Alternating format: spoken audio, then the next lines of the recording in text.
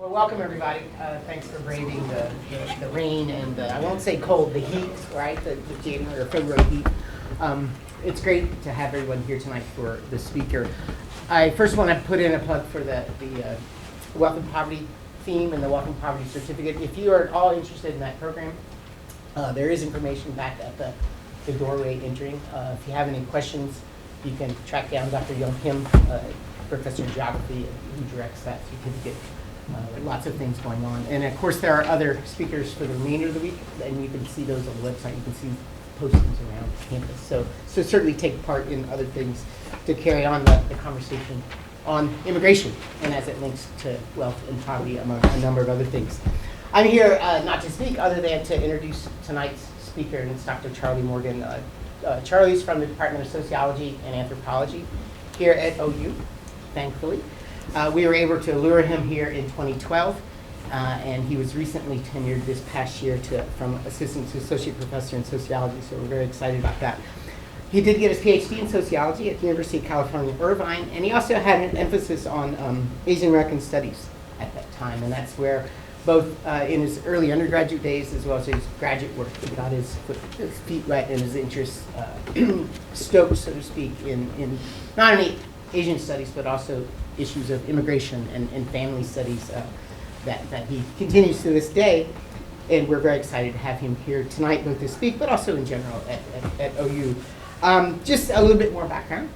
Charlie's the author of the book Intermarriage Across Race and Ethnicity, as well as over 15 other articles and chapters, reports of a various variety of types, and in a number of very wonderful places, including the Journal of Ethnicities, the Journal of Immigrant and Refugee Studies, as well as the International Handbook of Migration Studies, among other places.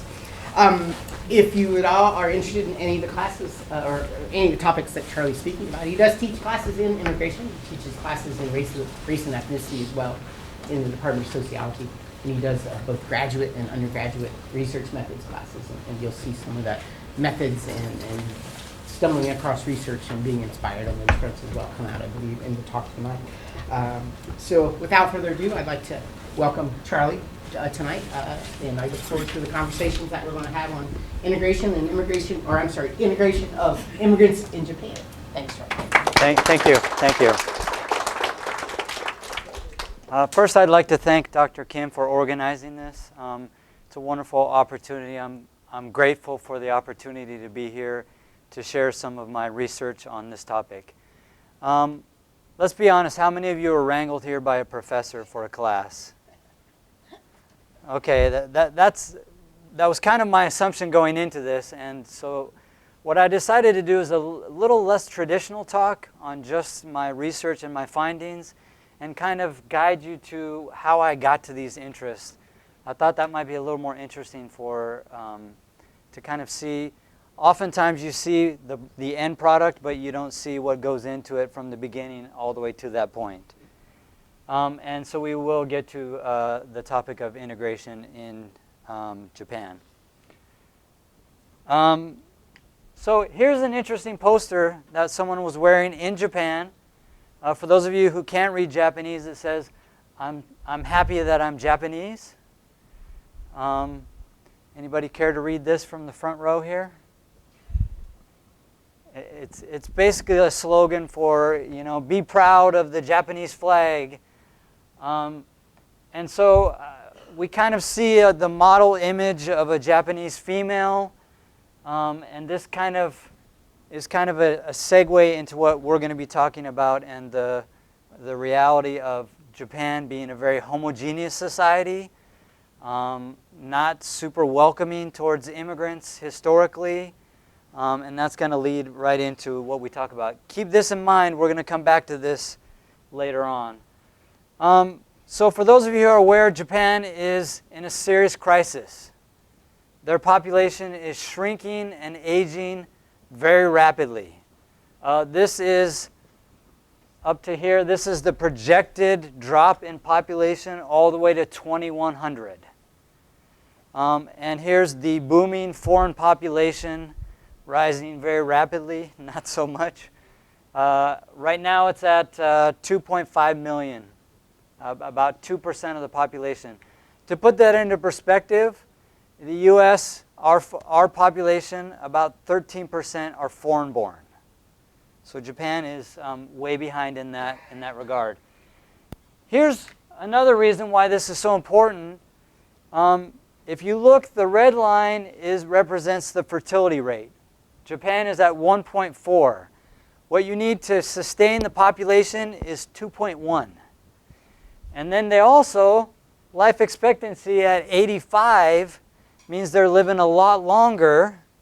So what you focus on here is the gap. The larger the gap, the larger the crisis, because the population is shrinking and it's also aging very rapidly.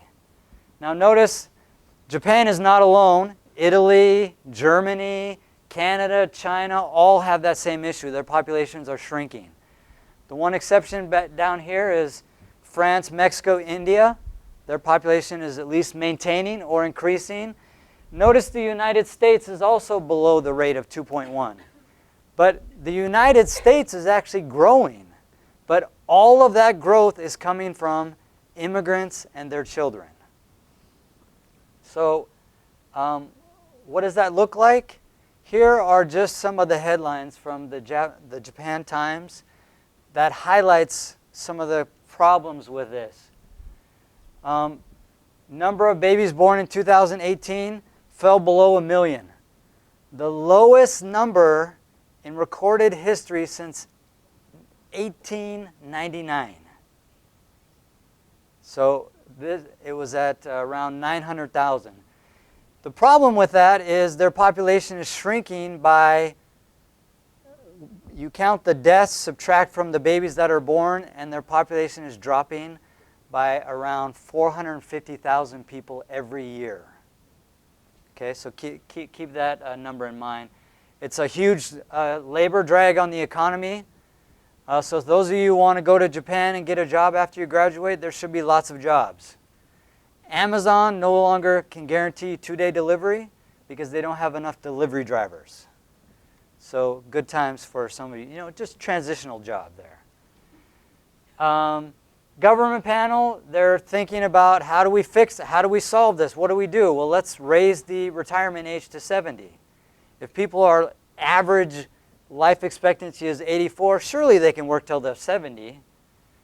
Here's my favorite one, women, foreign workers, or robots. So we'll talk a little bit more about this, but people are talking about robots filling those vital jobs, encouraging women to go into the workforce. Despite government reluctance, Japan's population outlook makes immigration really essential. Now, finally, politicians en masse are talking about the fact that we need to bring in more immigrants into Japan. But despite that, only 14.6% in Japan are accepting towards foreign workers. So this kind of goes back to that original picture that I showed you. And here's my favorite headline, segueing right into what I'm doing. Could Japan become a future cultural melting pot? The golden question. Okay, so possible solutions to this crisis. Increase the fertility rate. Japan is throwing money at people who have to have children, hundreds of dollars per month per child. So I have good friends of mine who are Mormon, 10 kids, they're making bank in Japan. But unfortunately, that's not the case for most of them.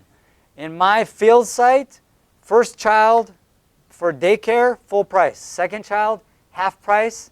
Third child, free. Fourth child, free. You get the idea, right? Despite what the government is doing, the fertility rate has fallen for the last 3 consecutive years. Not by a lot, but it's still hovering at about 1.43. They're encouraging women to enter the workforce. You see the problem with this and the first one? The more women are likely to enter the workforce, the less likely they are to have children. And they're entering the workforce as a career, not as a secretary to find a husband and get married. That's no longer a reality in Japan, at least not to the same extent it was before. We can extend the retirement rate. But again, short-term measure that's not going to, it's not going to solve the problem long-term, right? And then we have artificial intelligence and robots. But there are limits to what a robot can do, especially with elderly care. And finally, we get to immigration, which is what I think is the most logical, long-term solution to this problem. So long-term solution, immigrants can be the immediate answer to Japan's population crisis and their economic future. All the other ones so far are not succeeding. So to accommodate an increase of immigrants, Japan must understand the various processes of integration. It's not that you just call people over and they get it in society and then they just function perfectly. There's a lot of issues that Japan has to proactively work on. So the question is, will Japan ever be receptive to a continuous large influx of immigrants? Okay, it has to be continuous and it has to be large. And we'll see what Japan has done kind of as an ad hoc attempt. So they have done some things. Large migrant flows from Brazil and Peru in the 1980s and 1990s. Brazil and Peru might sound a little bit far away, but that's because these people have Japanese ancestry. A lot of Japanese migrated to Brazil and Peru in the early 1900s when Japan was struggling, and now that Japan is bringing them back. Most of them don't speak Japanese because they're third, fourth generation, but they have Japanese blood, so that somehow makes it okay, right? This kind of myth of Japanese purity. Unfortunately, we had the Great Recession, and many of them returned home because they didn't have jobs, or they had worked long enough to save some money to go back. It was always seen as a temporary solution for them as well. And the Japanese government was all too happy to help them out. Here's a plane ticket, see you later, and encourage them by sending them back home. So the numbers of Brazilians and Japanese, what I call Brazilian Japanese, is very low right now. Second solution, let's bring in migrants on trainee visas. We can bring them in, we can give them some critical skills, and then they can go back to their country and help their country. Well, in reality, it's just a stopgap measure for filling jobs. And most of these jobs are jobs that most Japanese citizens do not want to do. They're and they're also very short term. They started at 3 years, they moved to 5 years, now they want to renew it for another 5 years, but you have to go back home first and then come, because if you're in Japan for 10 years, you can apply for permanent residence, and we don't want that. We just want them short term. There has been some issues of abuse, exploitation, low-paying wages. In fact, just about a week ago, maybe 2 weeks ago, there was a story on NPR on this very topic. So I thought you guys might enjoy hearing this. So let's pop over to that. Just a short clip here. Faced with an aging population and an acute labor shortage, Japan is doing something previously unthinkable. They're allowing immigration. Critics point out that foreign workers in Japan often face exploitation, and the system that allows them in has to be fixed. NPR's Anthony Kuhn reports from the city of Koriyama. Koriyama is part of Fukushima Prefecture, which was devastated by the 2011 earthquake, tsunami, and nuclear meltdown. There's a shelter here for foreign workers. As the wind howls and the snow drifts outside, Vietnamese workers make dinner inside. Among them is a man surnamed Nguyen. He asked that we only use his last name, as he doesn't want his family in Vietnam to know what he's been through. Mr. Nguyen came to Japan in 2015 as part of a government program for technical trainees. He signed a contract to get on-the-job training as a rebar worker. Cái mong muốn của chúng tôi là sang Nhật nó là một cái đất nước phát triển. I expected to come to a country more developed, clean, and civilized than my own. In my mind, Japan had many good things, and I wanted to learn professional skills to take home. Instead, he said he was ordered to do menial jobs, including removing radiation-contaminated topsoil from land around the Fukushima nuclear plant. Nguyen says he wasn't given protective equipment and he wasn't paid in full. He complained to his company, but they ignored him. An added complication was that he had borrowed money to pay a Vietnamese agent who had helped him get to Japan. Chúng tôi muốn kiện công ty nhưng không biết làm thế nào để kiện. I wanted to sue my company, but I didn't know how. I didn't speak Japanese or understand Japan's legal system, so all I could do was be patient and keep working to pay off the debt. Technical trainees account for about 20% of Japan's 1.3 million foreign workers. Most are from developing countries, including China, Myanmar, and Vietnam. Japanese labor ministry data shows most are paid less than the minimum wage. Critics have derided the system as slavery, or human resources minus the humanity. They warn that if the technical trainee program isn't fixed, many of the newcomers could end up exploited like Mr. Nguyen. Speaking to lawmakers last October, Prime Minister Shinzo Abe denied he's opening Japan's door to immigrants. We are not considering adopting a so-called immigration policy. To cope with the labor shortage, we will expand the current system to accept foreign workers in special fields. Japan's parliament passed Abe's plan last month after a brief debate. Sasaki Shiro is Secretary General of the Zentoitsu Workers Union, which represents some of the foreign workers. He says that Japan's government is not facing up to the reality of immigration. 安倍首相はですね、その家族をとともに Abe's definition of an immigrant is someone who lives in Japan long term with family. But by international standards, the trainees are immigrants.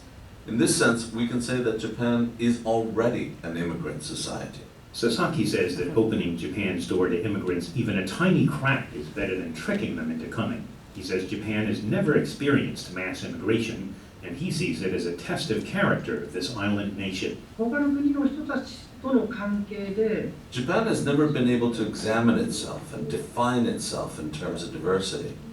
Now we must live with diversity, and every single Japanese person must think about it. Then again, Robert Dujarric, director of the Institute of Contemporary Asian Studies at Temple University in Tokyo, argues that Abe may have no choice but to reform by stealth. Immigration is unfortunately not popular even in countries like the US or in Western Europe, which historically have been nations that have been built on immigration. So obviously he's not going to say, vote for me, I will bring in 10 million foreigners. Japan's government says it will crack down on brokers and provide effective oversight to the trainee system. Current trainees like Mr. Nguyen may be eligible to remain in the country for up to 5 years on a new class of visas. But Nguyen says that without decent pay and a chance to learn new skills, he has no interest in staying on. Anthony Kuhn, NPR News, Korea, Japan.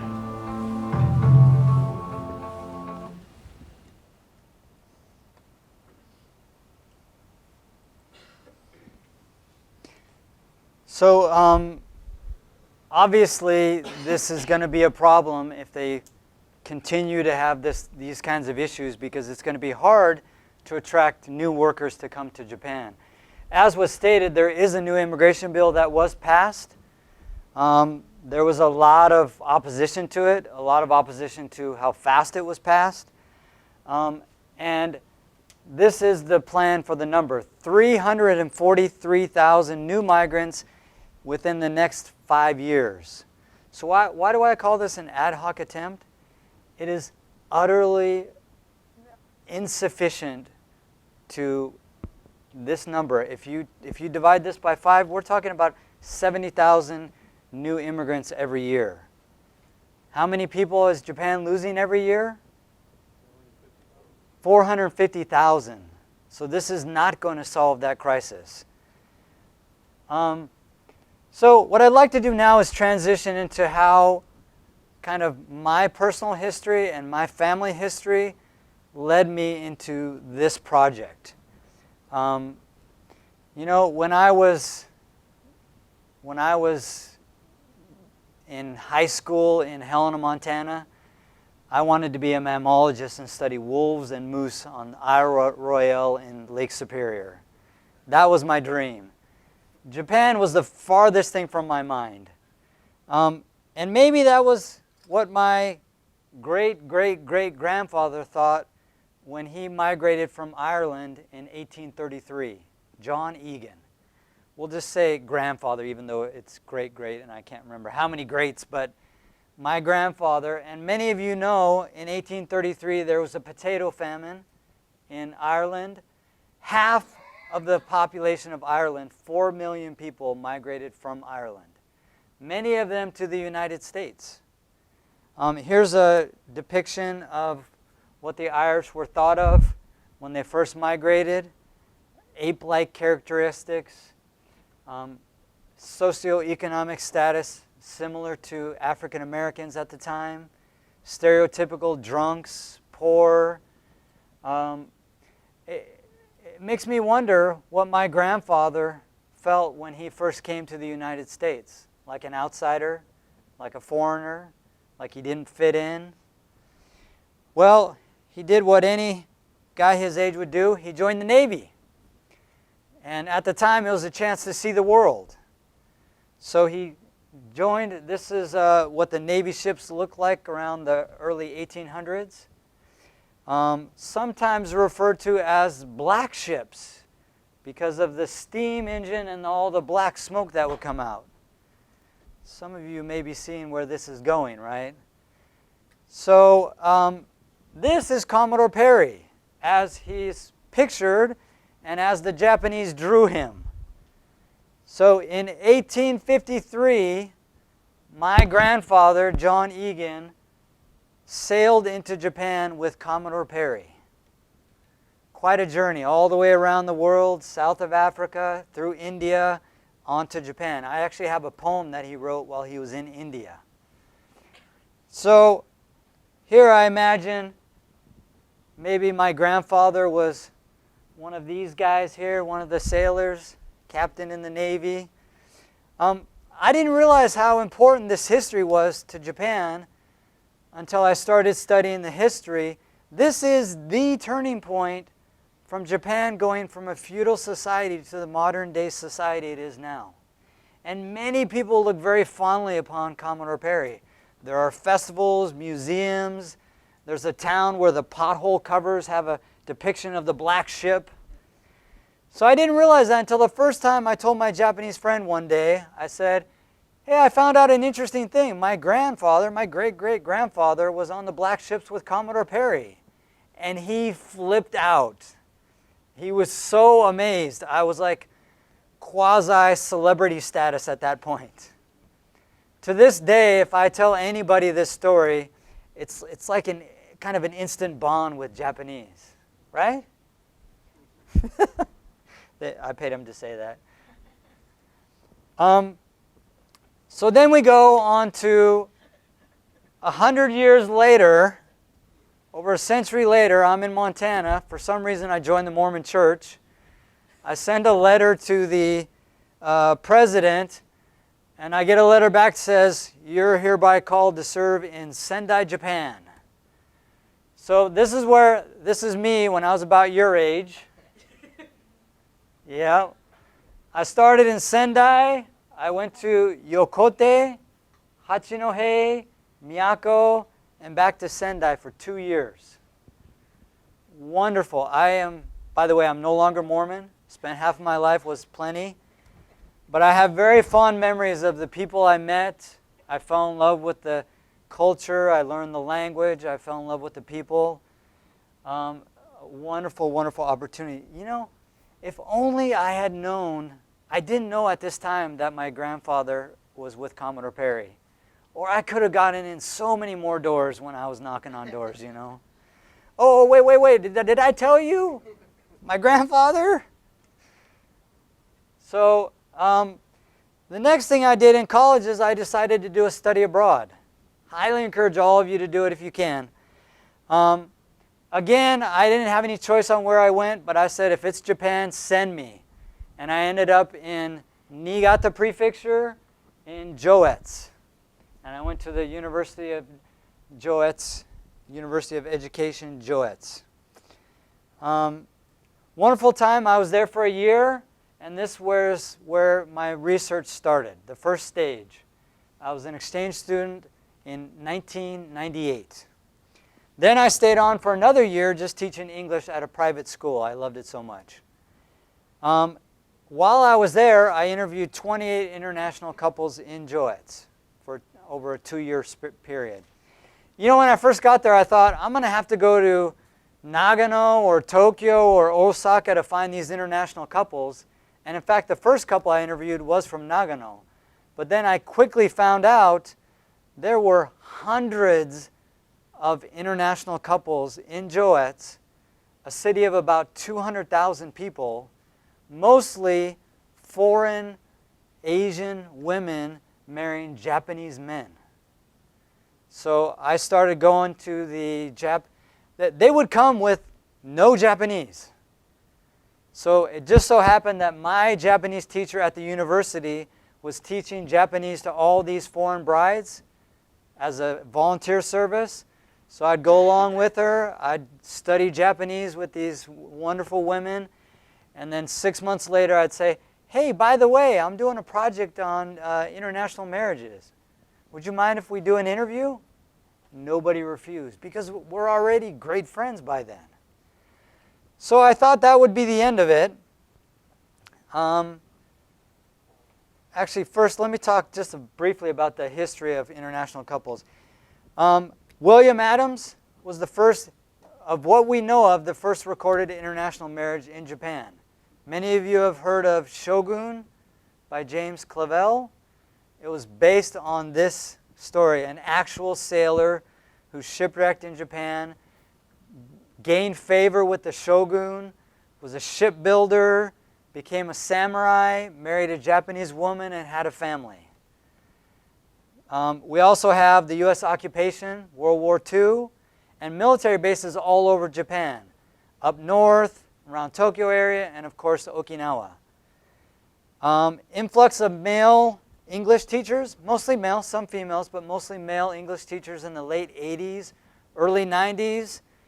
Even today, the JET program is one of the most popular ways to go to Japan. Every elementary school, middle school, and high school has a native speaker attached to that school. So what happens? You're there for 1, 2, 3 years. You meet a Japanese woman, you fall in love, you get married, and you stay in Japan. Many of the couples I interviewed were in that scenario. And then we have arranged marriages with Southeast Asian brides starting in the late 1980s. So little did I know when I was starting my mission, this was all going on in rural Japan. The first time it happened, the Japanese government went to the Philippines and brought 20 brides home for an isolated village for Japanese farmers. They soon got out of that business because anytime a problem arose, they went to the government and said, help us fix it. The Japanese government got out, but brokers stepped in. In fact, sometimes it's even a little shady. I tried to, in my field site, I tried to interview some of these brokers, and I was told that that would not be a good idea because they were involved with the Yakuza, the Japanese mafia. So I decided I wouldn't do that. So my first job out of my Ph.D. program was at BYU. I was Mormon, and very easy to get a job there because they only hire Mormons. I was there for 5 years before I got fired. Apparently I was a little too liberal for BYU, and thankfully for me, I ended up at Ohio University. The reason why this transition is important is because now, for the first time, I'm not worried about all the publications I have to have.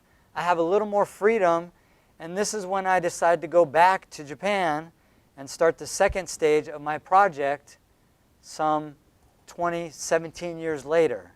So the first summer after I was here, I returned to locate some of the original couples that I interviewed 17 years earlier as an exchange student.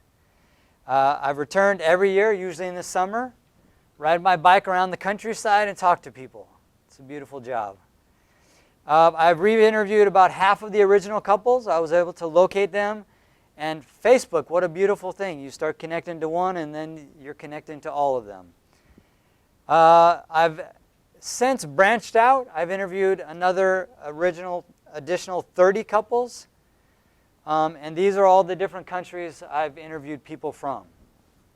Usually it's Western males marrying Japanese women, and it's on the other side we have Asian women marrying Japanese men. But there are exceptions to that as well. So right about this time I started thinking, if we really want to understand the long-term consequences of immigration in Japan, it's not the immigrants that you look at. It's their children and their children and their children. For example, when my grandfather came, we saw the depiction there. I'm 4th or 5th generation Irish, and no one even gives a second thought to that except for when we drink green beer and dress up in green. So it really has no meaning other than symbolic. So that's when I decided I would start interviewing the children of these 44 couples that I interviewed. So far I've interviewed 26 children. It's an ongoing process. Obviously, the Caucasian ones are easier to interview for me, Filipinos, and my next focus is going to be more on Chinese and Korean. The Korean ones are it's complicated because many of them were brought over in World War II against their will. Many of them pass as Japanese, 2nd, 3rd generation, don't speak any Korean. And I know some, but they will not agree to an interview because not even their own children know that they're Korean. So plan is to interview more in the next couple of years and then write a book. So here are some of my research questions. How receptive are Japanese citizens to increased migration? What effects will immigration and their children have on an aging and shrinking Japanese population? And specifically, I will examine the extent to which the children are integrating into the society. So just a quick theoretical overview here. Oftentimes we think about integration as a straight line path. Immigrants integrate into the host society. What I'd like to propose is that we think about it as a two-sided coin. On one side is immigrants integrating into the host society, but the other side is the host society has to welcome those immigrants and receive them.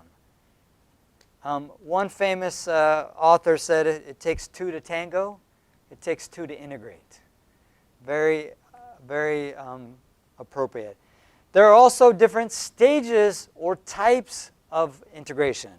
There's cultural, structural, there's intermarriage, identity, there's the absence of prejudice, the absence of discrimination, and political. All of these represent a different type of integration. So if we want to get a truly holistic view of what it takes to integrate into a society, we have to look at different aspects. So here are my two data methods. A survey data on Japanese citizens to see how they feel about immigration. This is from a random sample of over 4,000 respondents, which is an amazing survey, none like it in Japan, that was conducted in 2013. And then the interview data, 44 international families and 26 of their children. So I'm able to not only interview the children, but to interview the parents and kind of see how that feeds into this. So here's we'll just go through several of these. You can read the question here on general assimilation. Over half agree that you don't have to fully integrate into Japanese society to be thought of as Japanese, right? So this many disagree with that statement. So I thought, well, that's kind of positive, right? Until we start looking closer at things like Japanese culture. So in order for foreigners to really become Japanese, they have to incorporate cultural practice and traditions. And this, if we combine the agrees, that's 47%. And you'll notice that there are a lot of neither on this, kind of in the middle of ground here. Foreign culture, though, they do think a fair amount agree that the Japanese government should protect the foreign culture. So I guess it's okay to have the foreign culture, but as long as you're incorporating the Japanese culture as well. Maybe we could talk about a private versus public culture as well, right? Structure. It's interesting that over 30% feel like an increase in foreigners will take Japanese jobs, despite the fact that we just saw that there's a shortage of workers in Japan to fill these jobs. Identity, wow, this one is a shocker. So in order to really be seen as Japanese, 87% feel like you have to think of yourself as Japanese.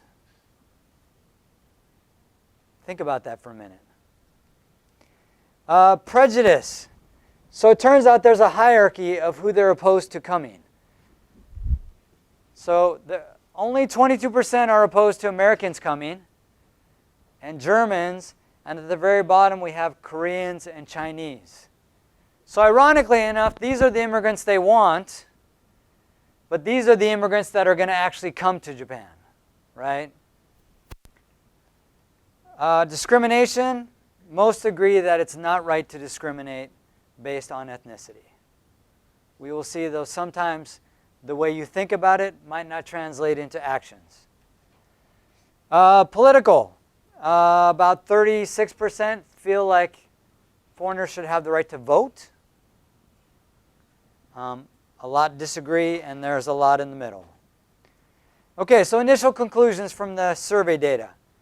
Roughly half of Japanese citizens are receptive to immigrants as we think about integration as a whole, but that breaks down when we start looking at individual components of integration.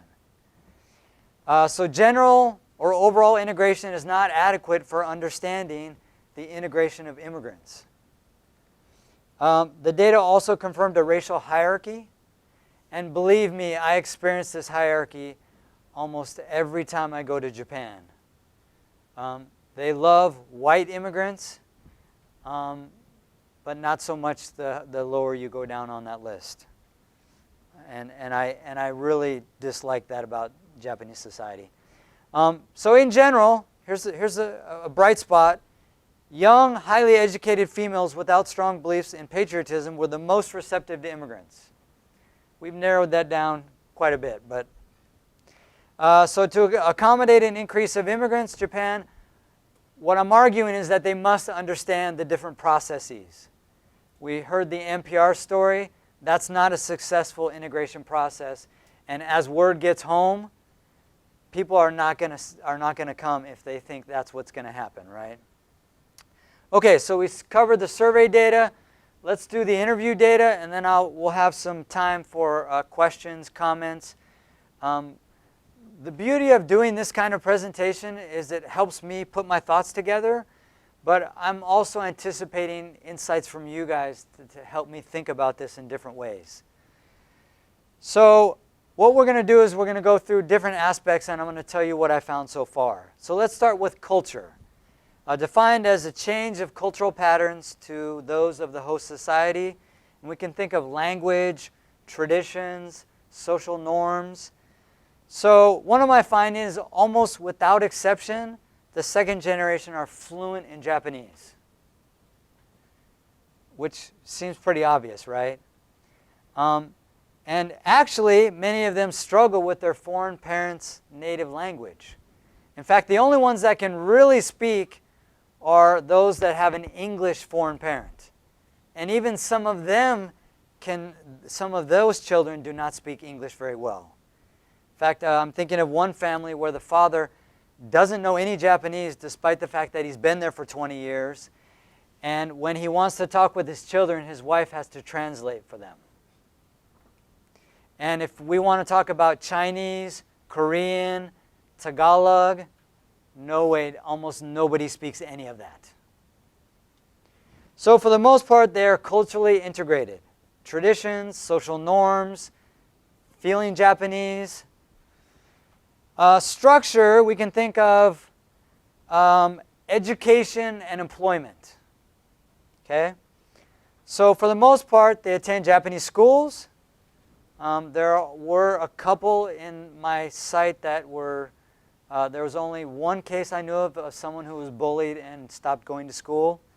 The rest go to school, go to college, find a job. Some have struggled, but it's not clear whether that's because they're multiracial. I'm thinking of one family where all three of the kids dropped out of high school, went to night school, finally graduated. But I think that has more to do with socioeconomic status and their parents than it had to do with anything with the fact that they were multiracial. In fact, now that I think about it, the one guy, his wife did not even know he was part Japanese, part Filipino until after they started dating. So clearly that wasn't a big issue. Intermarriage, large-scale intermarriage, those old enough have married a Japanese national. And only 2 have not so far. Only 2 children from the 44 couples are currently living outside of Japan, and that's for education. One will surely come back, and the other we're not quite sure yet. Some even have children, which represent the 3rd generation. So I'm thinking, maybe 10, 15 years down the road, I'll go back and start interviewing the 3rd generation, because right now they're just babies. Identity, development, a sense of peoplehood based exclusively on the host society. So this is identifying as Japanese. And we see that the Japanese want this, right? Well, most do identify strongly with their Japanese heritage. Just last summer, I interviewed a middle school Chinese, Japanese male student. I said, what part of you is Japanese and what part of you is Chinese? And he said, 90% Japanese. Which makes sense. He doesn't speak Chinese. They don't eat Chinese food in the home. They don't celebrate Chinese traditions. So for the most part, he identifies with his Japanese heritage. Some identify as half, and even one identified as double, my personal favorite. Because why do you got to be half of anything, right? You're double. But these are generally those that have a white foreign parent. For some, it's even a constant reminder of difference. I'm remembering one American mother, Japanese father. She was born and raised in Japan, went to Japanese schools, Japanese college, Japanese company, married a Japanese man, thinks Japanese, acts Japanese, and she says, every time I go into the supermarket, I can't help but feel that I'm different because of the way she looks. We talked about prejudice, so I'm skipping that, but let's talk about discrimination. It's hard to know. Nobody really had any blatant experiences of discrimination, but sometimes it happens and you don't even know it happens. So I looked at a survey of foreigners living in Japan. This was in 2018. 39% of them experienced discrimination with housing. They couldn't rent a house or buy a house. 25% employment discrimination. 8% were denied access to a store or a restaurant because they're a foreigner. Kind of shocking. And 33% experienced insults. So the last one that we'll talk about is political. Most of the foreign parents have not naturalized. They don't want to give up their passport. So they can't vote. They can't participate in local elections. The 2nd generation, though, have dual citizenship. Now, technically they have to choose when they're 20, but most don't, and the Japanese government does not enforce this in any way, shape, or form. Some want to naturalize, though, to become a civil servant. In Japan, a civil servant, any kind of government job, is seen as very respectable, good pay, stable job. You have to be a citizen to do this. So I'm thinking of one family. The mother is Filipino. The father is Brazilian Japanese. the children have Japanese citizenship. So now they're trying to apply for Japanese citizenship so that they can become a civil servant or a teacher. So initial conclusions. Second generation are progressing through cultural, structural, and even marital integration. The process of identity is mixed because there is a physical reminder for some no matter how integrated they become. And obviously this varies by nationality. And prejudice, discrimination, and political integration has more to do with the Japanese people as it takes two to integrate. So overall, I think if from a Japanese perspective, the process of bringing in immigrants seems fairly, I think it'll have a positive outcome. The Japanese don't see it now, but I think there's a positive, based on my research, many of these second generation are becoming Japanese, marrying Japanese, having Japanese children, and becoming a part of Japanese society. So remember I said this, keep this in mind. So maybe I'll ask the Japanese here. What do you think? Model image of a Japanese female? Kenta, what do you think? Yeah, what is Yeah, is it? You feel like this might be a model Japanese female? You think so? Yeah, he's like, yeah, I would marry her. Sorry. Well, it turns out this is Chinese girl.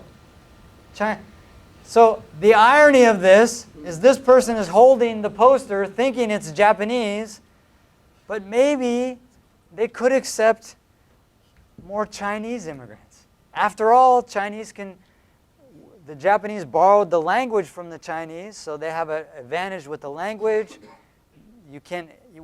Even Japanese can't distinguish between Chinese and Japanese, right, and Koreans. So just some things to think about.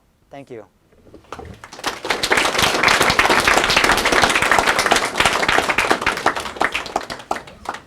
So we got time for questions, thoughts, comments. Yes? I'm curious about the 8% of restaurants or shops where there was an ethnic denial of entry. I've been to Honshu, I've been to Japan twice, and I've been a lot around that area. And even in the more rural areas, when I was in Okayama, Kurashi, I never had any problems with that. And I wondered if you think that maybe a more rural area is susceptible to that, or where that even might occur. There was a famous case of a jewelry store denying a Brazilian woman access. She filed a lawsuit and won that lawsuit. And it's also, I think, more common in northern Japan. And it might be things like the hot springs with foreigners coming in and not understanding the bathing practice that you wash your entire body before you get into the warm springs. I suspect that's where it's happening. Yeah. Yes? So in your presentation, when questions of identity and culture were asked to Japanese citizens, a significant number were either neutral and then a significant percentage were in favor of culture and identity. So I'm asking, based on your research, do you believe the possible introduction of more immigrants to Japan could lead to the rise of more populist / far-right political parties as seen in Europe and the United States? Yeah, in fact, that already is happening. Anybody who's been to Japan, you'll hear these trucks rolling around, screaming, different slogans and whatnot. I've seen it more at popular subways, people talking about that. So it's not even the numbers, right? 343,000 is not a lot of people, but the image is that a lot of foreigners are coming, and the fear is that that could happen. Even this immigration bill that passed had a lot of opposition to it. Good comment. Yeah. I have indeed a follow-up question to his.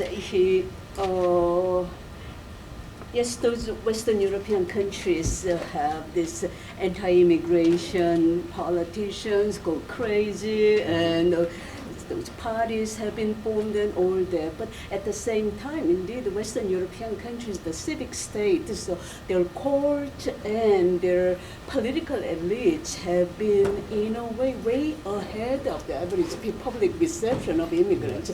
They recognize those human rights of immigrants and the economic contributions those immigrants make. So I was wondering, indeed, these Japanese politicians or political elites, immigrant intellectual elites, and economic elites would see the economic aspect of it or human rights of them. Yeah. If only Dr. Suzuki was here, our Japanese political scientist. Occasionally, you'll have a politician make a derogatory statement. The governor of Tokyo was one who was famous for that. But I think you're right. Most of the politicians are ahead of the curve, and they see the need for more immigrants to help the economy. And I think most politicians are in favor of more immigrants. I'm just going to make sure we get anybody else, and then we'll come back to you. Yes? So you had the statistic or different statistics for acceptance of different immigration, like nationalities as immigrants. Yes. And I think obviously, like, you know, there's a racial element to that, as well as like the history of colonialism, because typically nations who colonize other ones think lesser of the people that they normally colonize. Mm-hmm. But do you also think maybe possibly, you know, Americans, the JET program might have helped with that with Americans? Yeah, this is a complex issue. I think part of it has to do with the history and Commodore Perry and this kind of World War II and the U.S. occupation. There's a strong acceptance of white people to a certain degree, even though there is that difference. And almost sometimes looking up in a way. If you look at the Koreans, we obviously have, I think a lot of this has to do with the government as well, right? Koreans were forcibly brought over, they were colonized, and we had the comfort women issue. Many Korean women were brought in as sex slaves, and that's the issue still percolates in contemporary politics. So I think sometimes that's part of it. With the Chinese, again, we have World War II. We have now the occupation of islands between Japan and China, and that's contested. So it's very complicated, but there's a very clear racial hierarchy. And I'd like to look into more of that as I look into my interviews and whatnot. Yes? We have a family friend who actually went over there. He's Canadian, and he married a Japanese woman and has 2 kids now.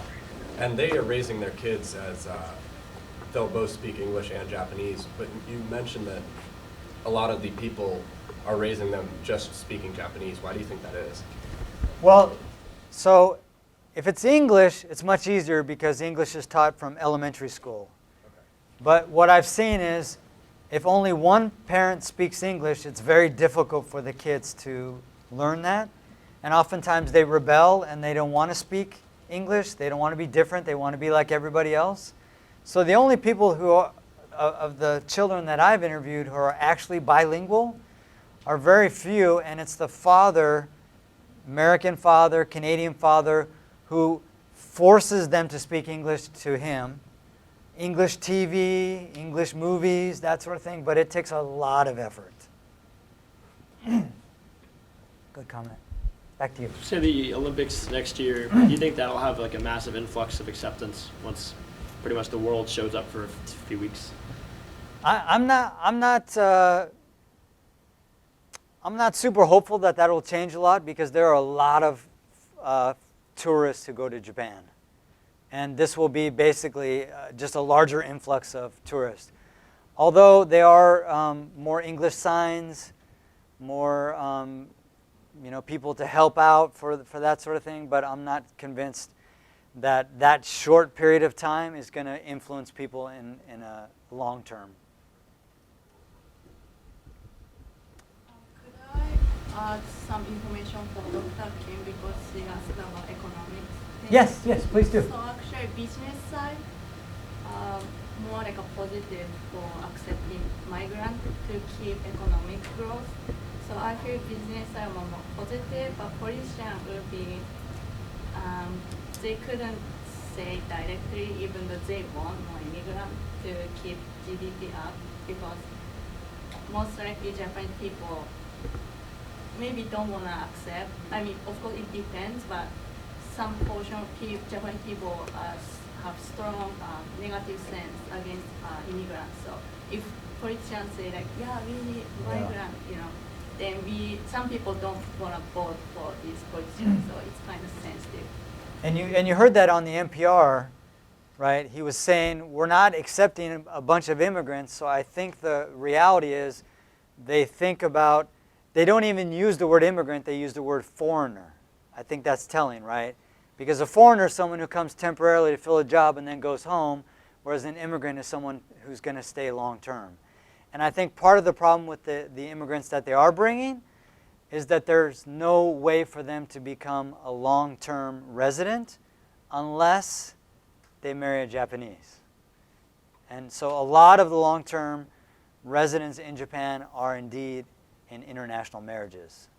Yes? Can you tell me the cause of the population drop and like when it began? So if we go back, let me just exit out of here.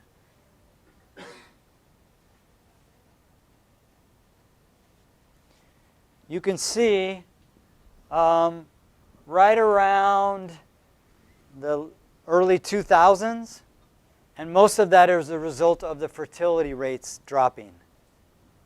Because and part of that is marrying later, right? A lot of Japanese women moving to urban areas and working and not wanting to have children until later. It's also very expensive to have children in Japan. The education is very expensive. So all of this kind of led to this depopulation. And by the way, it's happening in rural areas much faster than in urban areas. And so part of my focus is on a rural Japan as a way to see what's going on here, because we're in a more conservative rural area, and there are, in the area where I'm at, there are probably 400 or 500 international couples. And they're not all living in isolated neighborhoods, they're living with Japanese families. And I think that has more of a positive change than anything, because their neighbors start to see them, they learn Japanese, and they start to feel respected, and that's, I think, is changing people's views. Good.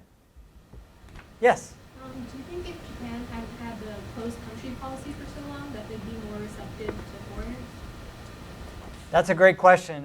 It certainly could have changed a lot. So before my grandfather went there, they were isolated for 200 years. And indeed, Christians were persecuted, crucified in the early days, and therefore it's interesting to look at the history of Japan, where Christianity is very, very, we're talking 1-2%, compared to Korea, where about half of the country are Christians. That might have had a big change, hard to say. Good. Maybe time for one last question? Yes? Your graph shown right now cuts off at 1947. What impact did World War II have on the population curve? Yeah, I would have to look into that. Okay. One thing I did note, though, they had fewer babies born this year than in any of the World War I, World War II years, which is shocking, right? Especially given how many Japanese men were doing the war effort. Yeah, so maybe I need to extend that back further.